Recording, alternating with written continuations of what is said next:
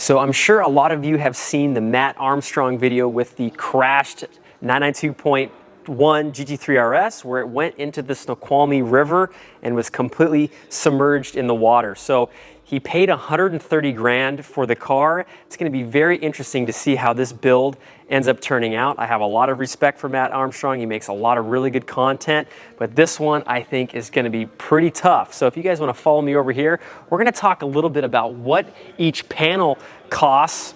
And again, GT3RSs in terms of MSRPs, they're right around the 330 range. So it's going to be pretty interesting to see how this all plays out. So as we come here to the front of a GT3RS, this front bumper alone is about $8,000.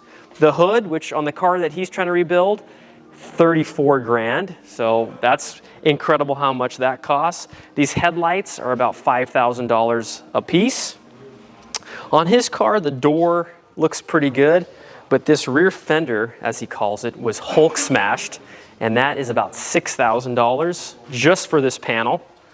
As we come here to the back, the rear spoiler drive, this entire unit is about $18,000.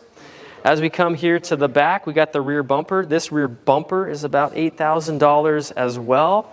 And that doesn't even count for the motor. We're still yet to find out if the motor is going to be salvageable. A long block for a GT3RS is just about $80,000 before core charges.